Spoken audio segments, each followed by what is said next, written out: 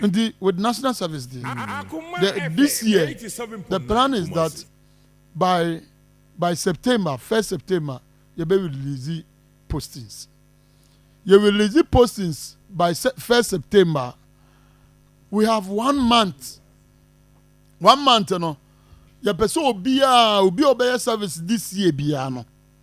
Obey service this year, biano. So 1 month, you know. Assessor or do completing the registration. We have 3 centers. Your regional office, your Jubilee Park, and your University. Okay. So within 1 month, you know, as a so be a completing the registration process, so that be able to me a room precope.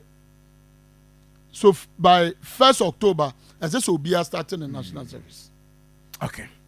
So by 1st October, we assume that by 1st October, no, who challenges be with registration, any challenge at all, reposting, anything, we assume that by 1st October, no, when we be then you are all starting your service. Okay. Yes, and the Abanese national service, Yakunya, say about wanted so that you can adapt to the working environment. And you can also work without discipline, without being patriotic,